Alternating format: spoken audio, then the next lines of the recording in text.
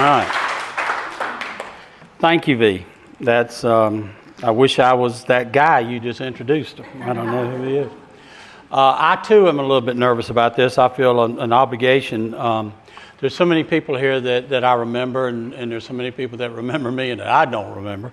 And I apologize, but I'm awful glad to be here, and thank you.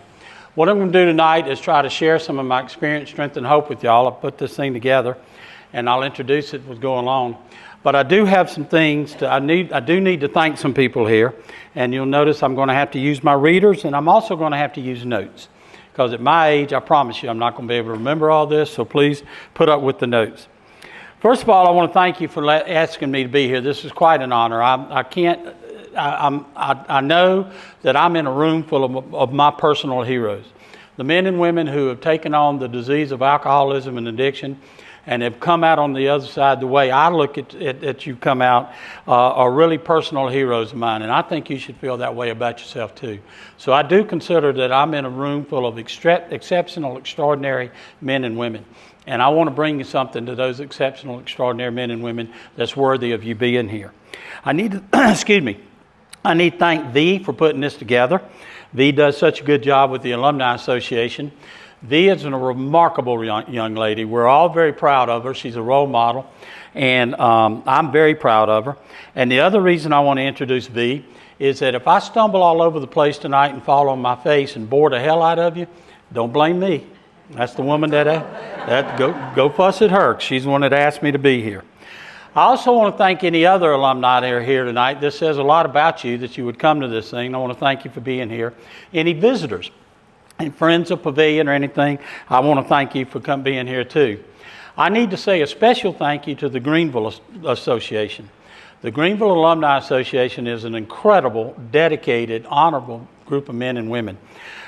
On a personal level, I have very deep personal affection for the men and women in the Greenville Association. I have very fond memories. You mean so much to me, and I can tell you, you mean a lot more to me than I'll ever be able to tell you. So sincerely and humbly, I'd like to thank y'all. I need to, again, I said I'll use notes, so put up with me on that. The topic of my talk is the recovery mindset. We're going to talk about what I think is the proper recovery mindset to get into this thing called recovery. Now, I approach this subject from the perspective of many years of my own professional experience, as well as my curiosity about this subject. The idea of an effective recovery mindset and what it involves has intrigued me for years. So tonight I'll share some of my ideas on this. I should start by defining some of the words. If you're going to start the journey of recovery, you need to know exactly what the end game is. You need to understand the terms that pave the way for the path that you're trying to take. There's often a grievous distortion of the terms recovery and sobriety, and exactly where they put a person. To many, they are considered interchangeable, almost synonymous. This is a gross misconception of those two models and can send people down the wrong path, giving them a false sense of accomplishment. Not knowing any better, some people think they've really accomplished something, but in fact, they've come up far short of the goal. Recovery and sobriety are not the same thing. Sobriety is a medical condition. The word represents a physical and neurological state of being. And it just means that I don't have toxic, mood-altering substances, chemicals in my brain, that I'm not under the influence of a drug. This, of course, must be where you must start, but it is not the end all, not even close. It's good, but it don't make you that big a deal. A donkey can get sober. We've all gotten sober. Some of us dozens of times. But to stay sober, there must be a move towards recovery, and that is a big deal. Recovery means exactly what it says it means. If I lose something and get it back, I have recovered it. And for me, that's the essence of the whole thing. Granted, there may be many motives to seek this condition called recovery. You may have all kinds of reasons for treatment. You may want to regain health, keep your job, mend shattered relationships, solve legal issues. But what I will say here tonight, that I feel that on a conscious or maybe even a subconscious level, they may not be realizing, they may not be able to verbalize it. But what I think drives most people into recovery is a startling sense of being lost, leading to a longing to find yourself again. I know that our traditions state that all that is needed is a desire to stop drinking. But what comes after that? What do you do then? I say that it is really a burning desire to retrieve that lost soul, to feel whole again, to reclaim, embrace, cherish, and protect everything that you hold dear, everything you believe in, to once again define themselves through the practice of spiritual principles and productive character attributes, to salvage from the wreckage of the past honor, pride, duty, integrity, hope, and inner peace, to once again exhibit responsibility and accountability, putting them in a place through their actions where they can be trusted and respected again, as well as trust and respect yourself. This is the essence of recovery, to recover your true best self and therefore put yourself on the path to the realization of your personal destiny. To put it succinctly, sobriety is where I am, recovery is who I am. Now, what am I about to say next? It just reflects my personal beliefs. It may go against the beliefs and the trainings and the philosophies of people a lot more smarter than I am. And I can't defend what I'm getting ready to say with data or empirical evidence. But when you get to my age, you can say pretty much what you want to. And people say, well, hell, he just senile. He did nothing. And I can go ahead and say what I want to. So here goes. I believe that we were born enough. I believe that all the values, standards, principles anyone would ever need to lead an honorable, decent, caring, and spiritually fit human we were born with. I think of this as our natural state. When we are there, this creates in us an emotional comfort zone. I feel good. I'm doing good. I'm okay. Some people might say I'm comfortable in my own skin. Our actions reflect an emotionally balanced soul. Alcoholism and addiction turns all of that on its head.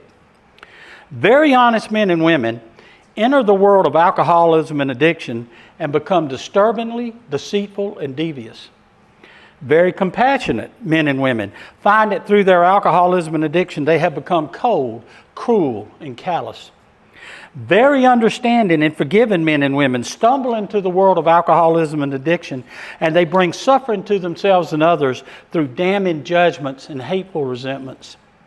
This once thriving soul is now a cratered abyss, and where virtue once flowed like a refreshing river and fed the spirit, now corruption dries it up and lays it barren. Nature abhors a vacuum. Consciously or not, we yearn to be whole again. With brilliant insight, Carl Jung says that alcoholism is the perfect metaphor for man's thirst for completeness, and I believe him. So there must be a purge of these foreign, self-defeating character defects and a restoration of our innate character attributes and principles that take us back to this natural state, so we'll be comfortable again. The founders of AA, the men and women who fashioned a philosophy of recovery, recognized all of this, and they cobbled together a course of action, or a prescription, if you will, for our disease, in 12 modest but dazzling and ultimately life-changing sentences. And they did not call it the 12 steps of sobriety. It's called recovery. And if your recovery does not lift you, if it does not grow you, if it does not heal you, if your recovery does not make you feel the way you want to feel or move you toward the person you want to be, if your recovery does not give you purpose and meaning, what good is it? What would you call it? For this to happen, there have to be changes. In fact, recovery is defined as changes. And it's simple. If you ain't making changes, you ain't in recovery. I'll never forget that early in my journey towards wholeness, at one of the first meetings I ever went to, I heard an old-timer say, and he stood up and he said this, if the men and women in this room don't make changes, the men and women in this room will always drink and drug again. That shot through me. That snapped me to attention, and it launched a heightened sense of awareness and insight into what I was trying to do and what I needed to do to get there. The Big Book addresses explicitly the necessity for change. The 12th step references a spiritual awakening as a result of the practice of the previous 11 steps. That spiritual experience is defined on page 569 or 567, depending on the edition of the Big Book, as a change of character, sufficient to take on our disorder. Change, am I making my point? Change, there have to be changes. So what are these changes? Of course, there have to be changes with old people, places, and things.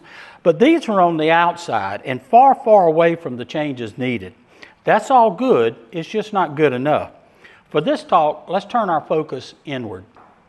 Recovery is an inside job.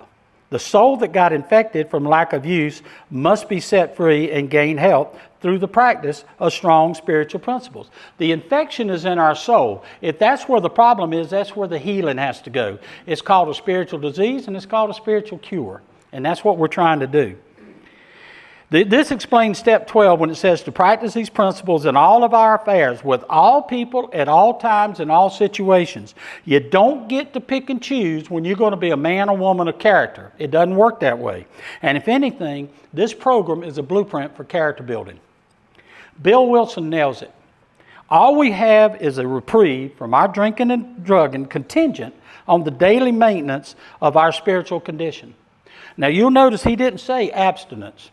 Rather, the everyday continuation of a proper, healthy, useful, and serviceable for others spiritual posture. That's practice the principles, become whole again. That's the plan, that's the prescription, that's working a program. So when we are tasked to turn our focus inward and our energy inward from the outside and directed inward, what they're talking about is introspection. Now I challenge everybody in this room to read those 12 steps. And what you will find in every one of them is the theme of self-examination. Each one of those steps is a mandate to look within. This is truly a program that demands honest, courageous, willing, humble, and integrity-driven introspection. If done correctly, this is an enterprise that will move you towards an awareness of what is stunning your growth, restricting healing, blocking the sunlight of your spirit, and will foster the courage to change the things I can. William James, perhaps America's greatest philosopher, declares that human beings can alter the state of their lives by altering the state of their mind. This is an endorsement for change. Albert Einstein reveals that you can't solve a problem with the same mindset that created it. This is a directive for change. Or to dumb it down in somewhat and put it in South Carolina vernacular, if you keep doing what you've always done, you're going to always get what you always got. And that's the fact. So this means there has to be a change from addictive thinking to recovery thinking, a reboot, an adjustment, a wholesale across-the-board reframing of the mind. And tonight I will present what I consider some of the vital, required, compulsory, if you will, elements that make up the recovery mindset. And damn, didn't that take long enough to get there? It all starts with an adult mindset. The program of recovery as offered through the 12-step philosophy is not for little people with small minds. It was not written on that level. It was not written by the men and women with small minds. The requisites or the bar is far too high for that mentality. All the men and women in AA didn't necessarily have bad childhoods, but damn, we sure had long ones. And it's time to straighten up and grow up and get out of that. I think there has to be a conscious, stark realization that this way is not who I am, who I was raised to be, and it damn sure ain't going to end this way. So we have to make a move. And that first move should be the instituting of the adult mindset. The first step towards that is honesty. Just stop lying. Since the principle of the first step is honesty, in fact, it is called the honesty step, it only makes sense that the dynamic that thrusts the recovering alcoholic in towards maturity is honesty. Now, this integrity-driven move to adulthood positions the alcoholic and addict where they can now practice the HOW or the how of recovery. Honesty, openness, and willingness. I honestly admit that this way ain't working. I will be open for solutions, and then I'll be willing to put them in practice. This level of truthfulness can be problematic for the adolescent mindset, as that way of thinking runs off of the ego. Now, the ego is an unhealthy belief in one's self-importance. Its features are self-absorption and greed. It is governed by a need to be right, so therefore, when something is genuinely wrong, the adolescent mindset will deny, run from the problem, and take the stance that if by some chance there is something wrong, well, it ain't my fault, so somebody else has got to come fix it. There is a refusal of accountability. This emotional approach has an excuse for everything. Excuses or denials protect the ego. The adult mindset rejects the ego and admits that yes, there is a very real problem, and even if I could make a case that it isn't my fault, I am responsible for taking care of it. This manner of thinking leads one to full accountability, a prominent attribute of the adult mindset. Now, this move towards accountability has a mother. Something gave a birth to it. And I believe that birth is spawned from an innate hunger in most adults to rise, to prosper, to be full grown. The torpedo of honesty sinks the ship of denial and puts that fledgling adult on the seas of maturity, and it gives them the opportunity to rise to that next level that they so long for. In the adolescent mindset, the ego blocks the need for help. I'm doing just fine here. I don't need to change anything, so why do I need help? That's the curse of denial. You stay stuck in the problem. How or even why do you need to solve a problem that you're saying doesn't even exist? Let me tell you something. Denial is your disease's best friend. The adult, especially one on a mission, one with goals firmly entrenched in heads and hearts, knows that they need help to get there, and they'll ask for it. If you want something bad enough, you'll either find a way or you'll find an excuse. In 31 years of attending the rooms of AA, I have never heard one person in quality recovery make an excuse for anything. They aren't wired that way. The adult mindset doesn't recognize that. Also, a strong component of the adult mindset is gratitude. To define gratitude, the quality of being thankful, to show appreciation, and to return kindness. If the adult mindset is anything, it is a bottomless well of gratitude. I couldn't possibly say it any better than the words of Holocaust survivor Elie Wiesel. No one is as capable of gratitude as one who has emerged from the darkness of the night. We know every moment is a moment of grace, every hour an offering. Not to share them is to betray them. Our lives no longer belong to us alone. They belong to those who need us desperately.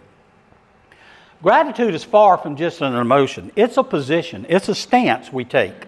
An ongoing action we take from knowing that in some way, for whatever reason, we have been graced in some way. Gratitude, think of gratitude as the fixer. When in doubt, self-pity, bitterness, and selfishness start to unravel your recovery, tearing it away like at the seams, like duct tape, slap a little gratitude on it. That'll fix everything. You know what you'll never hear a Southerner say? Boy, duct tape won't fix that. Duct tape will fix anything. Duct tape will fix a 99-cent flip-flop. I've seen a windshield duct taped to the car. I saw a boy one time walking down the street in blue jeans, and he had duct tape around his waist like a belt. So we love duct tape. The adult mindset is humbled by gratitude. Most people in recovery really can't explain how it happened, and especially why it happened to them. They see recovery as a blessing, and the Irish say that a blessing can't be a blessing until it is shared. This form of humbleness and sharing, born of gratitude, keeps their recovery alive, fresh, and vibrant, and most importantly, available for others. The very definition of the word gratitude speaks of a return of kindness. Let me elaborate. The 12th step tells us to carry the message. Our AA creed reminds us that we are responsible for the hand of the still suffering alcoholic. Our primary purpose is a mission statement. We are to stay sober and help others achieve theirs.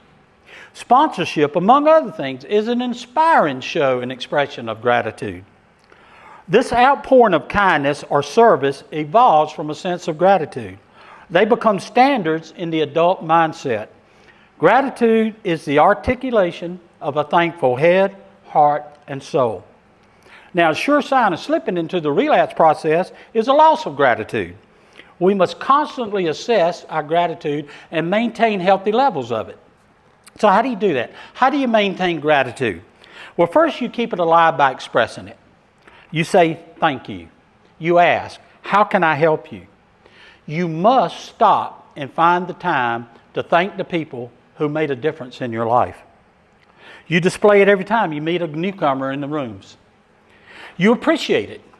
If you only say one prayer in your entire life, thank you would be a pretty good one. Now think about this. What if you woke up this morning and the only thing you had is what you were thankful for last night? So we must maintain gratitude. When I contemplate on the staggering amount of unjust misery and horror there is in this world, and how much of it I have been spared, I am sincerely grateful for the irrelevance of my pains and my troubles. As I have mentioned, you attend to it, you never lose it, and then you share it. Gratitude lifts. It elevates you, and in turn, it boosts others. Father Martin says in his most special Father Martin way, gratitude is what makes little people big. Then there's discipline. And not just discipline, but moral discipline. Let's define. Morals or morality. Of or relating to a person's right or wrong behaviors. What is discipline? Training or practice expected to produce specific characteristics, especially patterns of behaviors, and listen to this, that produce moral or mental improvement. I'm talking about discipline in the interest of morality. A strong and ever-present attribute of the adult mindset is discipline, and specific to our program, moral discipline. The adolescent mindset recoils from discipline as if it were a flame. To them, discipline locks them down. It restricts them. As children, they are told over and over again, no, you can't play in the street. No, you can't skip school. No, you can't put that fork in those two little holes in the wall. No, you can't eat ice cream for breakfast. They hate discipline. It ain't fun. The adult mindset embraces discipline. The adult knows that discipline is anything but restrictive. They understand that through discipline, they can climb to that next level they so much long for, because discipline opens avenue for growth. I have heard time and time again over my career, people say, well, if I quit drinking, I can't do this, I can't do this, I can't. All they can think about is what they can't do. They see the doors slamming shut. Let me tell you something about what discipline, especially discipline in recovery, does. Recovery slams one door shut. One door. And that means that you don't get to drink and drug anymore. But when you slam that door shut, a million doors behind it fly open, because then there's nothing you can't do. And that's all a product of discipline. The philosophy of our program is fully aware of the damage caused by a lack of discipline. Our literature even speaks of self-will run riot. So it has instituted a program that insists on it. There's so many places to start. Discipline is the principle rooted in the 9th step. It takes discipline to make our amends in a way that heals, not harms. Discipline to know who and how to make that amend. Our directive, progress not perfection, is an exercise in patience. Patience acquired from discipline. The child wants that instant gratification. I want it now, in that color, at that size, and in that flavor. This reckless and very dangerous impulsivity is controlled through the adult mindset by taking life one day at a time. Yesterday and tomorrow are weapons our disease will use against us. We must stay in today. It is the only time you can control. Staying in the now is a discipline. Prayer is a discipline. To the novice, prayer can be tricky. I had to teach myself to pray. I would forget. It wasn't natural to me, and I very much wanted it to be. So I disciplined myself to, at night, I would put my car keys under the bed. So in the morning, when I got up to go to work or to go somewhere, I had to get on my knees and get my car keys. It reminded me to pray. Don't laugh. It worked. The incessant battle of wants versus needs must be mastered. If the recovering alcoholic and addict starts acting on what they want as opposed to what they need, that person is on a slippery slope. The child cries, but I want to. The adult replies, yes, but do I need to? This correction of course comes only through the practice of discipline. And speaking about practice, how about step 12? We are asked to practice regenerative and spiritual principles at all times, with all people in all situations. But know this, the deal is to one day stop practicing the principles and one day become the principles. Just like the budding athlete who wants to be exceptional in their sport, they must practice it every day. And just like the aspiring musician who one day wants to become a concert pianist, they practice the piano every day. If they do, well, they will one day live their dreams. And we will too. The recipe for the culmination of any dream should include discipline. Can you recognize and appreciate the discipline needed to every night and every morning engage in the perseverance and awareness of doing steps 10 and 11?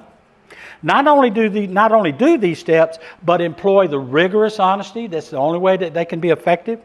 The daily practice of honesty, perseverance, and awareness instills irreplaceable and productive life skills. And do not lose sight of and forget the fact that our program is a life skills program. We learn how to live life on life's terms.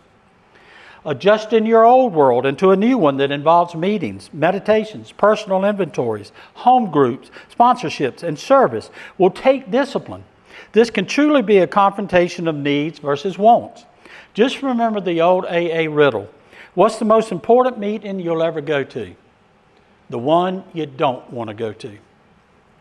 So let me clarify all this by using a medical metaphor. We have a medical condition, a disease, a mental disorder. Alcoholism and addiction is right there in the same book with all the rest of them. There are very effective medications for our diseases and our disorders, but that can often be the catch. A lot of the patients take their meds, they start feeling improvements, they figure they're cured, and then they stop taking the meds. It's extremely difficult to keep these people on their meds. That never works because once you stop taking meds, the malady is coming right back, often in a very unpleasant way.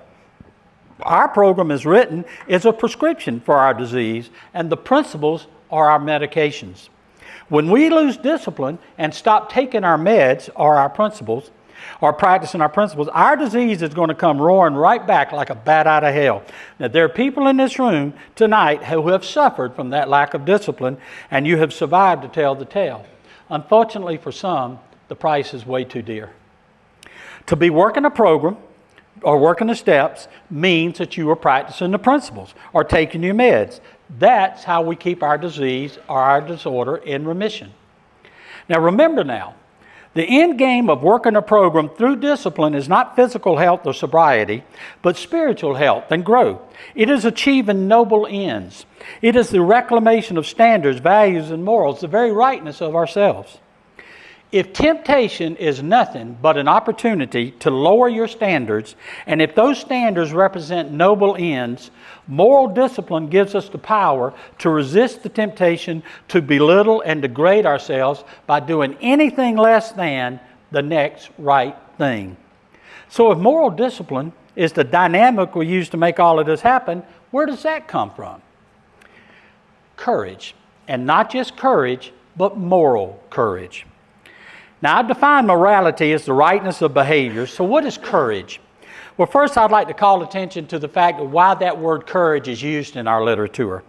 This word is imprinted indelibly and with purpose throughout our literature. Courage is the principle of the fourth step. The serenity prayer calls for the courage to change the things I can. The word courage is used 18 times in the big book in the 12 and 12. And there's a reason why courage is used and not bravery. And think about it this way. The brave take on the dragon when the dragon shows up. The courageous go find their dragons and slay them so they don't come back.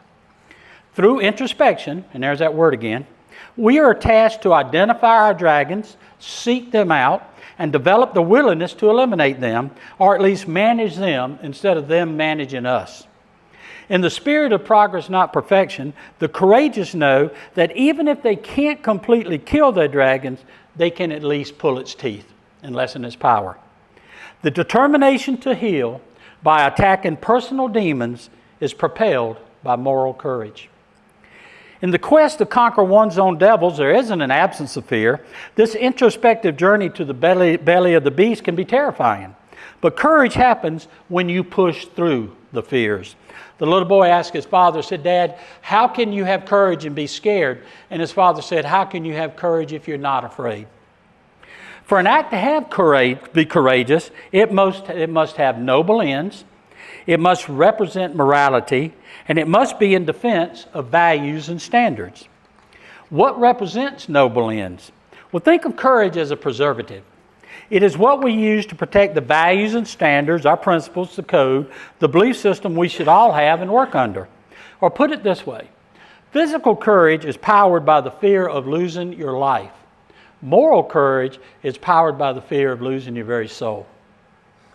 We need to consider some other features of moral courage in general, and then I'll try to apply those in recovery. For moral courage to even begin, there first must be a recognition of a moral situation. This happens in our first step. Do I have the courage to honestly admit that I am powerless over my drinking and drugging and accept the fact that while I am in my active addiction, my life is unmanageable? Do I stay in that condition or do I make a move? To overcome the dilemma presented here between honesty and denial, one must exercise courage, moral courage, because this is truly a moral situation. Only an adult mindset can think this way. The adolescent mindset stays in denial and as a consequence stays mired in a mind-numbing pit of despair. Choice is another feature of moral courage. This is a petition to oneself to choose for reason and a return to virtue. We are told to make a decision to turn over our immature and self-defeating manner of thinking to higher powers, others with more experience and clarity. Now, I don't know about y'all, but that for me was courage on steroids.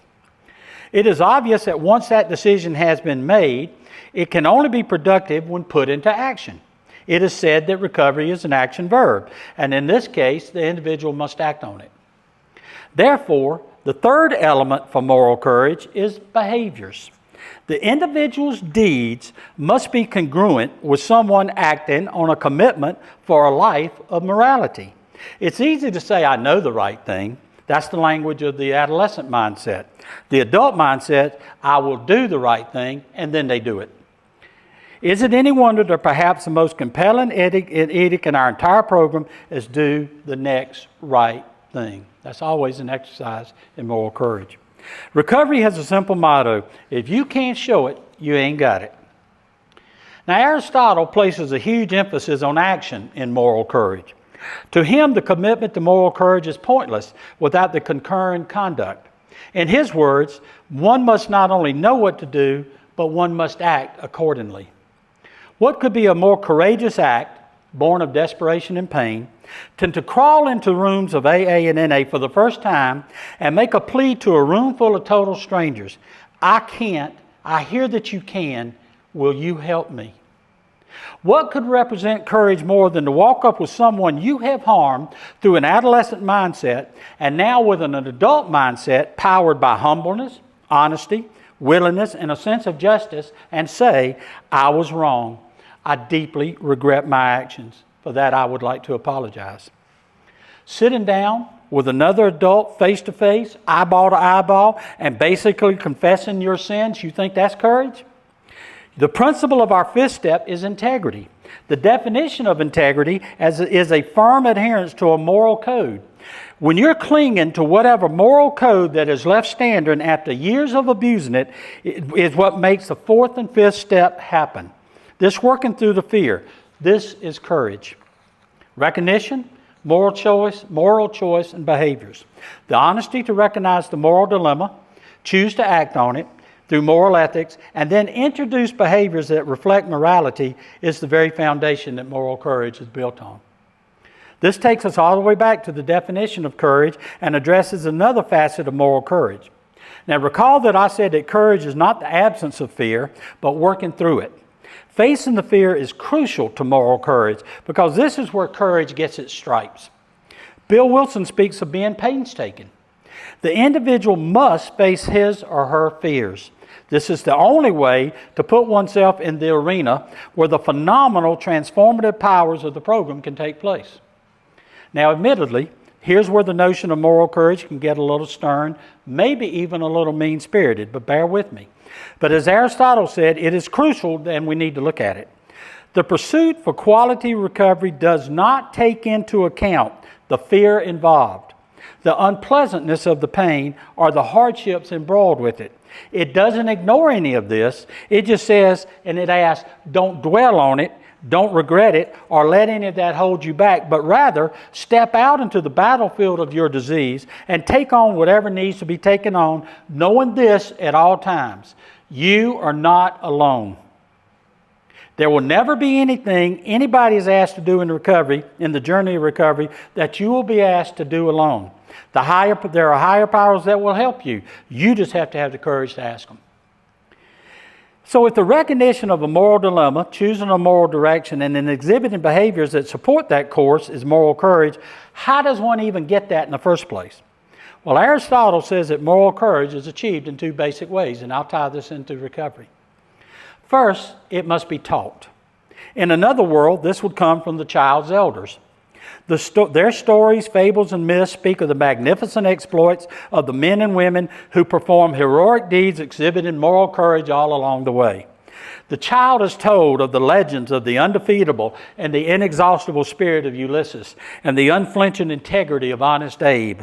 They and others become giants in their eyes, and the young one says, when I grow up, I want to be just like them. I do want what they do. I want what they have. It is also taught by role modeling. Children see the morality, the rightness, the integrity of their seniors, and they're drawn to it. They in turn seek to emulate those behaviors and follow in the footsteps. I was once told by a child psychiatrist that children will do very little what you tell them to do. They'll do everything that you show them. Consistent demonstration of moral courage from our seniors is an obligation, a must if it is to pass down to future generations. Secondly, through repeated imitation of the courage they have seen and have been taught, the attribute of courage, the attribute of courage is habituated. It becomes a habit. In other words, through practice, the child escalates to an adult to where courage becomes a natural course of action. They one day stop practicing courage. They are courageous. It is no different in the recovery world. Who teaches us? The men and women in the rooms. They serve as role models. They look at the newcomer and say, if you want what we have, just follow in our footsteps. Do what we do. By attending meetings, we see and hear for an hour every day of the splendid victories of not gallant knights in shining armor or majestic mythical warriors with shields and spears, but of the inspiring victories of everyday normal people who walk among us all day. Vicariously, we live their triumph over alcoholism, and we strive for our own success. We are encouraged, given hope, and say to ourselves, well, if they can do it, why not me? For those of us with some time in the rooms, we share a duty. We should live, breathe, speak of, and show a recovery that is attractive to others. My first sponsor, a role model, truly an elder, taught me that in almost every meeting I go through, there may be a newcomer. And that person is watching. And through my actions, my attitude, my gratitude, how I carry myself, I may be the only big book they ever read. It is said that the world cares nothing of what your faith is. It is only concerned with what it is your faith makes you do. So it is with our recovery. The newcomer only wants to know how this thing called recovery will change them. What will it make them do? We have to show them. Then there's that habituation, the habit forming. This transformation from one who not just practices principles in all of their affairs to one who is principled in all of their affairs. I once heard a woman say in a meeting, an elder, and in recovery again, if you will, that she just didn't want to practice the principles. She wanted them to identify her. I felt challenged by that statement. Like the child, I wanted to be like her. I wanted what she had. Our 12-step references a spiritual experience as a result of the repetition and the practice of spiritual principles. This awakening or recovery of the soul is defined as a change of character, from despair to hope, from dishonesty to integrity, from sadness to joy, and especially from the slavery of addictions to freedom. These are magnificent, significant, life-altering changes. And to repeat myself, if you aren't making changes, you aren't in recovery. So if for an act to be morally courageous one, and it must have a noble end, what's the noble end to all this courage? Well, I offer you the promises. The promises offer us serenity, peace, a renewed spirit, the ability and the willingness to help others and to find a reward for my pain. There is hope, confidence, purpose, and meaning, and above all, freedom. All of these are noble ends. Now, in the history of this planet, there has never been a more noble cause than any man or any woman ever rose to and took on than the fight for personal freedom. freedom of head and heart, freedom of choices, freedom to feel the way you want to feel, be who you want to be, go where you want to go, freedom from the torturous obsession for the drugs, free to sing our song and to write our own story, freedom to discover and find one's best light, true best self, and lead into one's personal destiny. Mark Twain said that the two most important days in a person's life are the day you are born and the day you find out why. I say we were all born to be free. People in recovery are freedom fighters. Alcoholism and addiction is slavery. Recovery is freedom. Also in the adult mind must incorporate a service mind. Basically, we give back. It is written right there in the 12th step. We carry the message. One of the legs of our AA triangle is service. The very principle of the 12th step is service. Our third step prayer begs for the release from the bondage of ourselves. Why? So I can better serve. The essence of our primary purpose is to help others get what we have. The very rooms of AA and NA are a place for service for others to come. I say the whole program is a program of service. William James said that self-serving is fatal to the growth of spirituality. Only through service for others can one realize true worth. He is saying that service is reciprocal. I help you, in return I reap benefits. I heal, I grow, I prosper, I feel fulfillment, I find purpose. My recovery thrives and it stays intact through my service. I'll never forget one meeting where I heard a woman say, and she said, as she looked at it, and she said, "Man, if you want to keep it, you got to give it away." I thought that woman was crazy. If you want to keep it, I didn't know what she said. What the hell does that mean? If you're going to want to keep it, you got to give it away. Now I know. She's talking about service. Service for others is a strong statement that I value your needs far more than mine.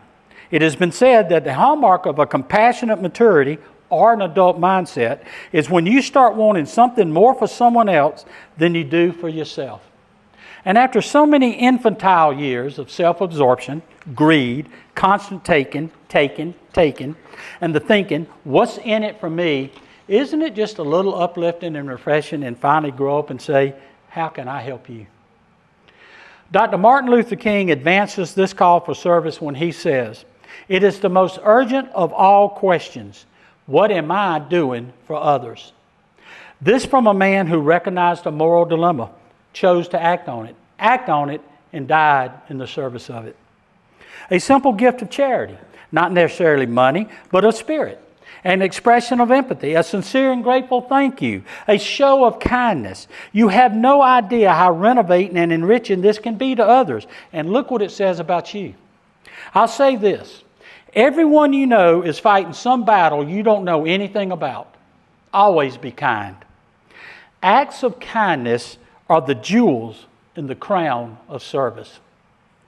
Finally, allow me to borrow from history and lean on the astute wisdom and the perceptiveness of an old visionary.